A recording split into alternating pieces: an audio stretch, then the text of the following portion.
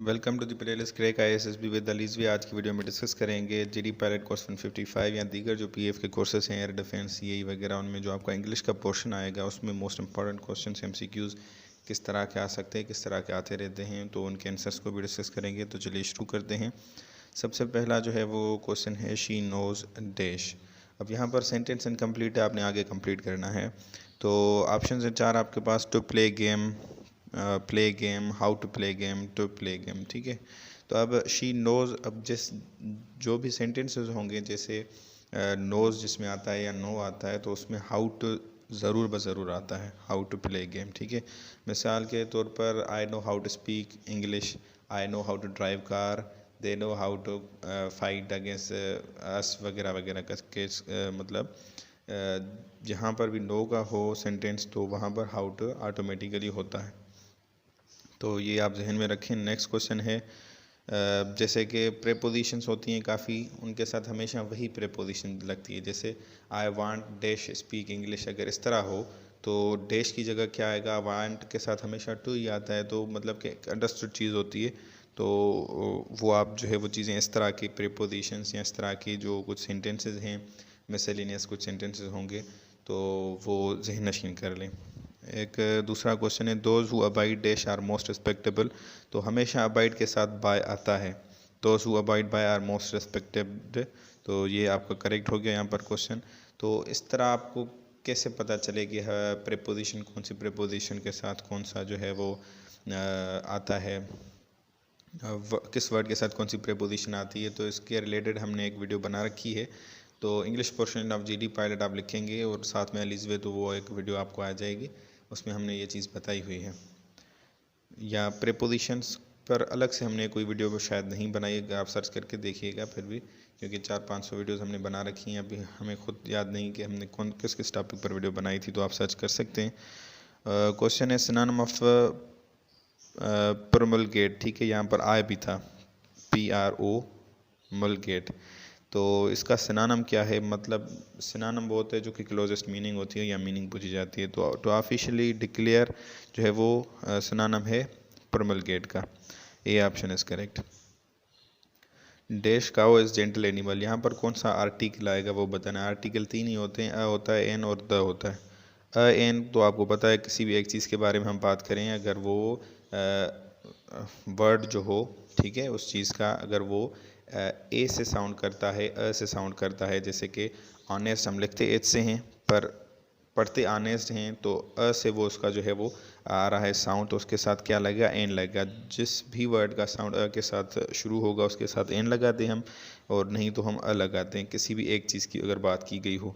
ठीक है, या ऐसे जनरली किसी एक चीज़ पर बात की गई हो, अगर एक ही चीज़ पर वो पर्टिकुलर चीज़ बताई गई है तो उसके साथ हम क्या करते हैं, द यूज़ करते हैं। अब यहाँ पर काओ एक जेंटल एनिमल है, पर्टिकुलर काओ के लिए बताया गया है, तो यहाँ पर क्या आंसर आएगा, द आएगा। सी इज़ करेक्ट ऑप्शन। अगर से वो एक जनरल सी स्टेटमेंट देते कि एनिमल इज़ सॉरी एनिमल ए से स्टार्ट होता है, तो an animal is gentle animal, तो इस तरह अगर जनरली बता दे एनिमल किसी के बारे में, तो वहाँ पर हम अ या एन यूज़ करते। पर यहाँ पर किसी एक पर्टिकुलर एनिमल के बारे में कहा गया है, तो द हमें यूज़ करेंगे। क्वेश्चन है सिनोनिम ऑफ रब, रब का सिनोनिम क्या है, तो स्क्रैच। ठीक है, the wife didn't know the husband cheated dash her, तो चीट के साथ हमेशा कौन सी प्रेपोजिशन आएगी, आन आएगी, चीटेड ऑन हर, तो सी ऑप्शन आपका करेक्ट है। एंटोनिम ऑफ स्क्रूलेस, तो स्क्रूलेस का एंटोनिम क्या है, एंटोनिम मतलब कि अपोजिट मीनिंग आपने बतानी है, तो मोरल इज करेक्ट ऑप्शन।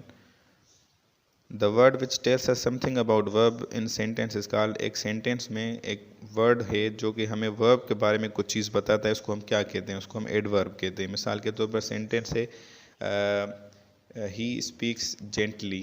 ठीक है, अब जेंटली यहाँ पर क्या है, मतलब कि आहिस्ता से बोल रहा है, शाइस्तगी से बोल रहा है। ठीक है, ही स्पीक्स जेंटली, मतलब स्पीक जो बोल रहा है उसके बारे में हमने बताया कि वो किस तरह बोल रहा है, शाइस्तगी के साथ। अब स्पीक यहाँ पर क्या था, वर्ब था।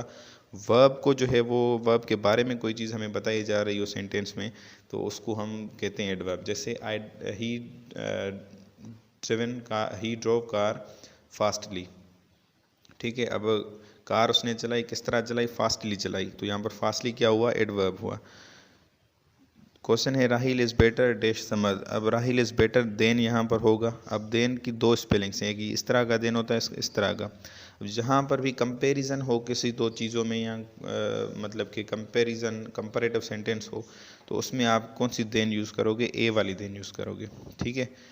और अगर सेंटेंस में ऐसा एक वर्ड यूज़ हो जिसमें हम बताएं कि देन मतलब कि बाद में, तो उसमें क्या होगा? ई यूज़ होगी। अगर कोई कंपैरिजन का सेंटेंस ना हो तो हम देन ई वाली यूज़ करेंगे, अगर कंपैरिजन का सेंटेंस हो तो ए वाली यूज़ करेंगे। ए ऑप्शन जो हमारा वो करेक्ट है इसमें। क्वेश्चन है who are you looking for, तो यहाँ पर बी ऑप्शन आएगा।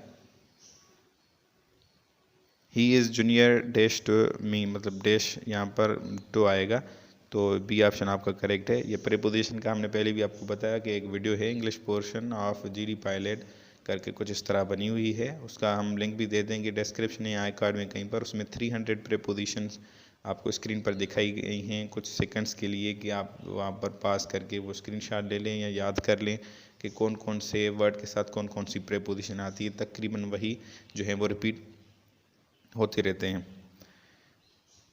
तो वो वीडियो आप देखना ना भूलिए। क्वेश्चन है change the voice of the following sentence. अब एक्टिव एंड पैसिव वॉइस का क्वेश्चन है ही ड्रोव कार वेरी फास्ट। अब एक्टिव एंड पैसिव वॉइस के रिलेटेड हमने एक प्लेलिस्ट बनाई है जिसमें 2 आवर्स, अगर आप पूरी प्लेलिस्ट देखोगे तो 2 या 2.5 आवर्स में वो आप कंप्लीट देख लोगे। उसमें कंप्लीट आपको एक्टिव पैसिव सिखाई गई है। तो उसका प्लेलिस्ट का नाम active and passive voice by लीजवे या विथ लीजवे होगा, तो उसकी लिंक भी हम आपको दे देंगे। तो इस क्वेश्चन को किस तरह सॉल्व करेंगे? एक्टिव पैसिव में हमेशा क्या करते हैं हम, ऑब्जेक्ट जो है वो सब्जेक्ट की जगह ले आते हैं। कार यहाँ पर हमने लिखी, फिर जो है उसका पैसिव में जो हेल्पिंग वर्ब होते हैं इस पास्ट इंडेफिनिट टेंस के, पास्ट टेंस के, वो क्या होते हैं? Was verb. तो हमने वाज लगाया, कार अकेली चीज़ें तो वाज लगेगा। फिर जो वर्ब होगा, वर्ब में थर्ड फॉर्म लगता है ड्रिवन, ठीक है, पास्ट पार्टिसिपल। उसके बाद वेरी फास्ट, यहाँ पर अगर हम रखें फिर भी ठीक है, अगर इसको हम हिम के बाद रखें फिर भी ठीक है। तो यहाँ पर बाय एक सिंबल होती है, ठीक है, पैसिव वॉइस में निशानी होती है, तो वो भी हमने यहाँ रखी। और ही को जब हम ऑब्जेक्ट की तरफ ले जाएंगे तो वो हिम में तब्दील हो जाएगा। तो ये कुछ बेसिक प्रिंसिपल्स थे एक्टिव एंड पैसिव के, ये हमने जो है डिटेल से हमने जो है वो वीडियोस बनाई हुई हैं, तो वो आप प्लेलिस्ट देख सकते हो। एक्टिव पैसिव वॉइस सीख सकते हो 2 या 2.5 घंटे में। इसका ऑप्शन ए आपका करेक्ट है। क्वेश्चन है एंटोनिम ऑफ इनफ। इनफ का एंटोनिम क्या है? इनएडिक्वेट।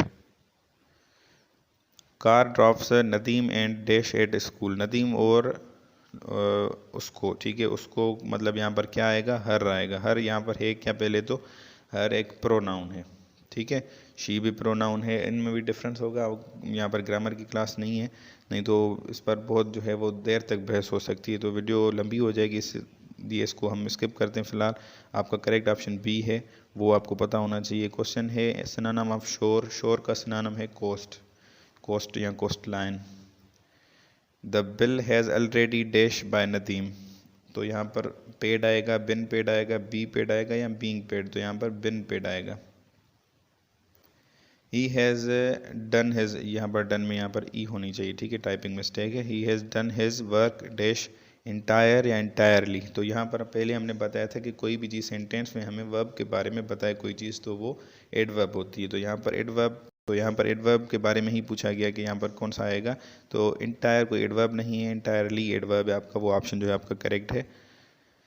If you had informed me I could have come, तो बी ऑप्शन इसका करेक्ट है। ये कंडीशनल टाइप 4 है सेंटेंस। तो नेक्स्ट क्वेश्चन यहाँ पर नहीं है। आज के क्वेश्चन यहाँ पर इख्तिताम पजीर है। अगर वीडियो आपको अच्छी लगी हो उसको लाइक करें, अगर कोई कन्फ्यूजन है तो आप कमेंट कर सकते हो, और वीडियो अच्छी है तो अपने दोस्तों के साथ शेयर करें। इस तरह की मज़ीद वीडियोस चाहिए तो यूट्यूब चैनल को सब्सक्राइब करें और बेल आइकन को दबाना ना भूलें। आपके कीमती वक्त के लिए शुक्रिया।